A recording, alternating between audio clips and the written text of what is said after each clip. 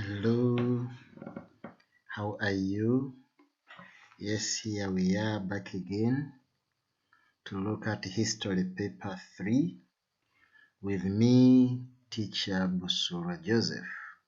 Today we are going to look at history paper 3 and this is our lesson 1 in this phase, though we've been having lessons before, but this is lesson 1 in this phase. Today we are going to continue with the Congress system. We have already started the Congress system. We are just pushing on. We are just continuing with the Congress system. Now, when you look at your screen down there, I've got my contacts, my telephone number, and then my email address. So today, as I've already told you, that we are going to look at or continue with the Congress system. This is what I expect a learner to be knowing at the end of this lesson. So a learner's got to know the positive impact of the Congress system and then the negative impact of the Congress system. What does it mean? It means that today we are going to look at the impact of the Congress system. We have already started the Congress system. We've looked at the different congresses, so we now need to look at the impact of the Congress system. But I will tell you that the impact of the Congress system is actually seen in two ways. It is seen as we look at the positive impact and then we look at the negative impact of the Congress system. Okay, now here we are. You can see the heading, impact of the Congress system. So this is how we are starting it. I've already told you that the Congress system had both positive and negative effects. Here we are saying that the Congress system that dominated Europe between 1818 and 1830 had far-reaching impact on the social, economic, and political affairs of the European states. Okay, had far-reaching effects, on the social, political, and economic setup of the European countries. And we are saying that these effects were both positive and negative. Okay. So we are now going to look at the effects, and this is effect number 1. And number 1 says that the era of the congresses in Europe led to the establishment and maintenance of peace on the European continent. Establishment and maintenance of peace on the European continent. For your information, Europe had been destabilized by the Napoleonic and Revolutionary Wars. Now the Congress system maintained peace for almost a period of 40 years, from 1814 to 1854, because that is when Europe experienced another major war in the name of the Crimean War. Okay? Here we are saying that ever since the time the Congress system was inaugurated, there was no major war that involved the European great powers until 1854, when the Crimean War broke out, involving Russia against a coalition of France, Britain, Piedmont, and Turkey. Okay, so we are saying this is because the Congress system encouraged the negotiations in solving European problems rather than wars. Okay, that is what I've told you, that since 1814, Europe did not see any other major war up to 1854, when Europe actually had this war known as the Crimean War, which was against Russia on one side and then the Allied powers that we've seen up there. So that is impact number 1. Okay, established and maintained peace on the European continent. But again, there is one thing you should note. When we are looking at the Congress system, the impact of the Congress system, we majorly look at maintaining what had been put in place by the Vienna Congressmen. We look at what had been put in place by the Vienna congressmen. That is why we so much use this word maintained. Maintained. Are you getting it? They maintained what had been put in place by the congressmen that met at Vienna between 1814 and 1815. Okay. So here we are with another effect, and we are saying the Congress system laid a foundation stone for the future peaceful conflict resolutions through peace organizations. Okay, we are looking at settling issues, settling conflicts peacefully. That is what we are looking at. And these organizations were set up having a precedent, because the Congress system became a precedent, and they were now looking at it as something that would bring peace on the European continent. That is why organizations later came up to make sure there is peace in the world, there is peace on the European continent. Here we are talking about the League of Nations that was established in 1920. Then there was also the United Nations organization that was established after World War II. Okay, so we are saying that the Congress system introduced the idea of diplomacy and negotiations in conflict resolution. All the Congresses, Aix-la-Chapelle 1818, Troppau 1820, Laibach 1821, Verona 1822, and St. Petersburg 1825 involved round-table negotiations by European powers. So this made it easy for the peace organizations such as the League of Nations, which was formed in 1920 to end World War I and reinstate peace in the world. The United Nations Organization, among others. So we are saying that these organizations were actually formed as a result, or were formed simply because they were inspired by the Congress system. So that is yet another point to note, and here we are with this other effect to look at. We are saying the Congress system reconciled France with other European powers, which had been an enemy on the European continent. So the point is reconciliation. France was reconciled with other European powers. For information, from 1792, France was an enemy to most of the European countries. 1792, that is when countries started forming a coalition against France. Not until 1815, when they also had another coalition against Napoleon Bonaparte. So the thing is, from 1792 to 1815, France was a very big enemy to most of the European countries. But in 1818, the Congress system reconciled France with all these other powers. So in 1818, now they had an alliance known as the Quintuple Alliance, okay, by admitting France to the Quadruple Alliance, okay. Here we are. Since 1792, the great powers of Britain, Austria, Russia, and Prussia were always organizing coalitions against France, who had become a European aggressor. Even in 1815, when the great powers defeated Napoleon Bonaparte, okay, at the Battle of Waterloo, they stationed an army of occupation on the borders of France and imposed a heavy war indemnity, hoping that France would revenge at the Congress of Aix-la-Chapelle. Would revenge, actually, that was the point.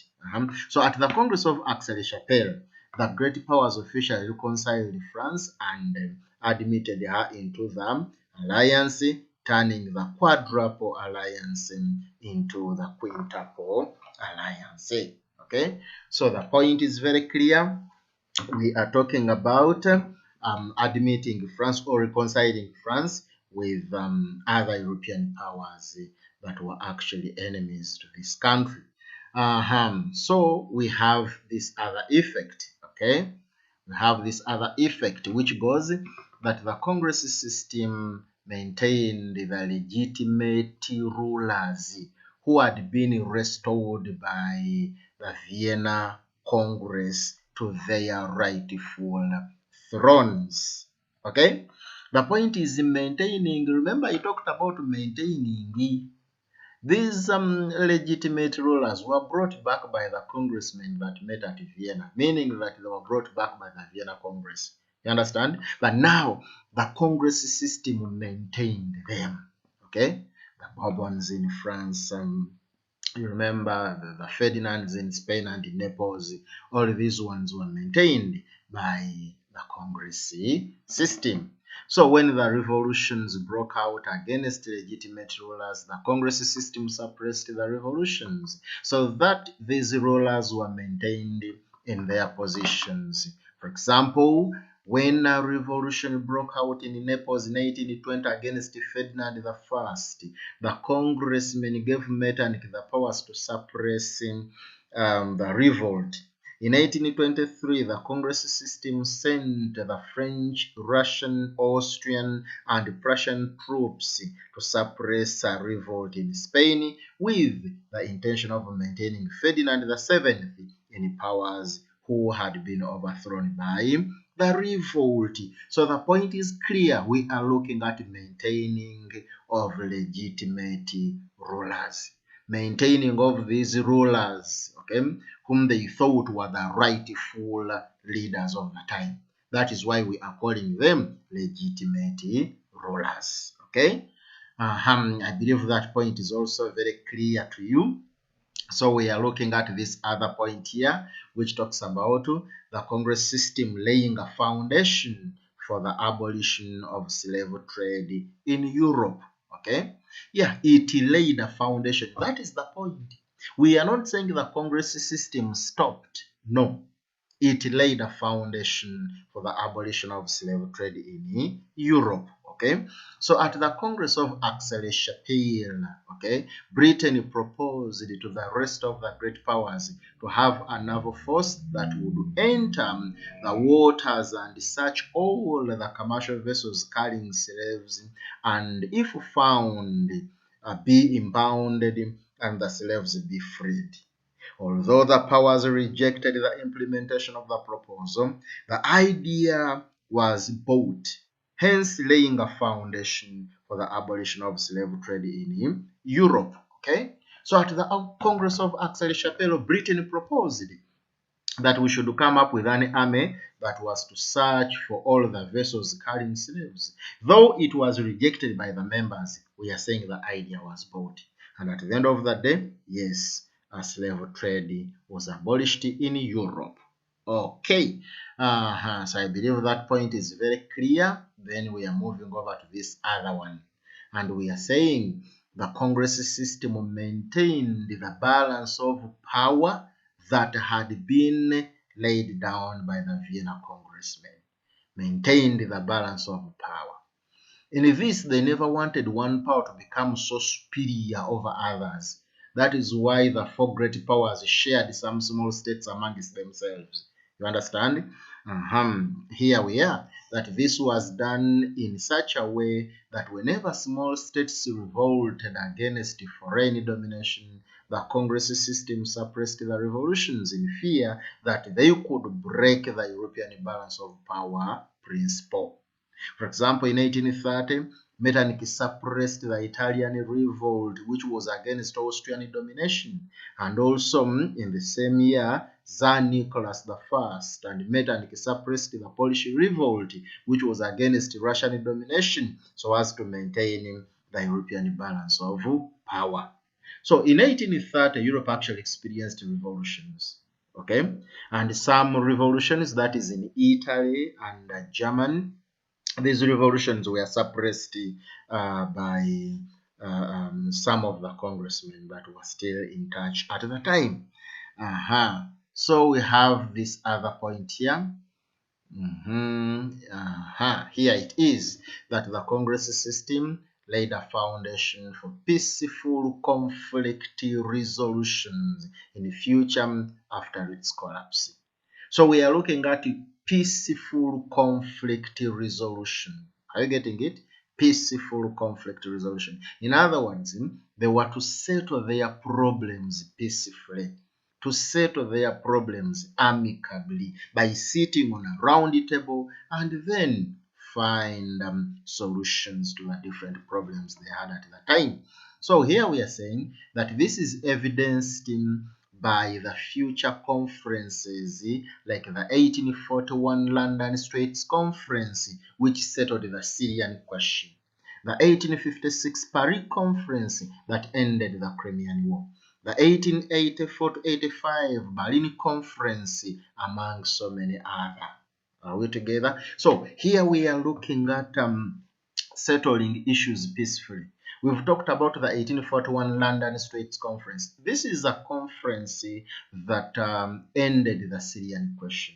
Briefly, the Syrian question, we are looking at a situation where the Sultan of Turkey had promised Mehmet Ali Syria, Crete, and Morea, simply because Mehmet Ali came in to assist him against the Greeks when they were fighting for their independence. But at the end of the day, the Sultan of Turkey never gave away Syria to the Egyptians. That is why the Egyptians decided to come and take over Syria by force. So this is what we are referring to as the Syrian question, when the Egyptians were fighting for Syria against Turkey. Now in 1841, countries met in London and ended that. In 1856, there was ending of the Crimean War, okay, and it was ended by the Paris Conference of 1856. Then 1884, there was again settling of issues, and these were about colonies in Africa. Okay, it was about the scramble and partition of Africa. So we are looking at a conflict resolution in a way that was acceptable to all. All right. There is this other point here. I believe that one is clear and understood by the members. We are saying the Congress system offered fair treatment to Napoleon I and other minority groups in Europe. So the point is fair treatment to Napoleon I and other minority groups in Europe. Yeah, fair treatment. However much Napoleon was defeated in 1915, but of course they looked at him as an important person at St. Helena, where he was exiled. And then there was also talking to the Sultan of Turkey to treat the Orthodox Christians very well in the Ottoman Empire. Okay, so we are saying the minority groups included the Orthodox Christians in the Ottoman Empire. Then Napoleon I was given fair treatment in his exile at St. Helena, where he died of a natural death in 1821. So the congressmen also requested the Sultan of Turkey to offer fair treatment to the Christians under his rule. So the point is, the Congress system looked at the minority groups, and then they were like they should be treated fairly. Okay. So here I've talked about the Ottoman Empire. Let me hope I'm not confusing anyone. The Ottoman Empire was such a big empire that lay on 3 continents. It lay on Africa, Europe, and Asia. Okay, and it was in the east of Europe. That is why somehow you will hear us talking about the Eastern question. They were referring to this empire. Okay, briefly, I've just talked about that for people who may not be in a position to know what the Ottoman Empire is or was. Here we are with another point to talk about, and this is it, that the Congress system led to the declaration of the independence of Greece from Turkey. It led to the declaration of the independence of Greece from Turkey. The Greeks started fighting for their independence from Turkey in 1821. Okay, but they were given their independence in 1832 by France and Britain. Are you getting it? But it was all the effort of the congressmen that actually came in and supported the Greeks against the Sultan of Turkey. When the Greek War of Independence broke out in 1821 over the mistreatment by the Sultan's rule, the European great powers of Britain, France, and Russia decided to support the Greeks to be free from the mistreatment of the Ottoman Empire.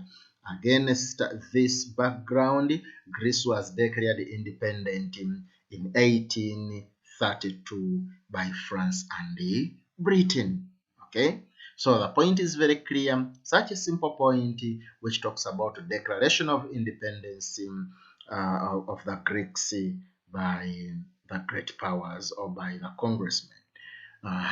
So we have this other point to note, which goes the Congress system drew Metternich, okay, the Austrian chancellor, into the affairs of Europe, which made him dominate the European affairs from 1815 to 1848. It is the Congress system that brought Metternich on the European scene. And Metternich dominated Europe from 1815 to 1848. Briefly, this man was born in 1773 at Koblenz in the Rhinelands in Germany. Metternich. He was a man that so much believed in the old order, to such an extent that at one time one of the writers of European history, Dennis Richards, referred to him as a rock of the old order. Okay? A rock of the old order. An embodiment of monarchies fighting a desperate battle within a new Europe of revolutionary ideas. Okay? Now, we are saying Metternich so much believed in the old order, and he dominated Europe from 1815 to 1848. And for your information, this period 1815 to 1848 was even referred to as the Metternich era. Okay? Yes, we are saying Metternich monopolized each and every congress in Europe, which resulted into disagreement between him and other European statesmen like Tsar Alexander of Russia. Now, due to the Congress system, Metternich issued the Carlsbad decrees when German students assassinated the Russian journalist. He chaired the various congresses in Europe and suppressed many revolts. It is against this background that the period between 1815 and 1848 is referred to as the Metternich era. Now, we are saying Metternich dominated Europe. Metternich suppressed liberal revolts. There was even a time when he issued the Carlsbad decrees, and this was in 1919. It was in 1819, okay, 1819, when the German students revolted against the Metternich system and killed a Russian journalist known as Zibio.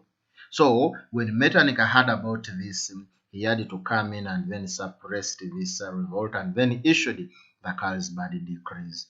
How did Metternich get to know about this? He had a very tough spy network, okay? He had a very tough spy network which he used to suppress liberalism on the European continent. Okay, so I believe that point is also clear. We can now look at this other one here, that the Congress system led to the domination of Europe by the five great powers of Europe, which included Britain, Austria, Russia, Prussia, and France. So we are saying these powers dominated Europe. Yes, indeed.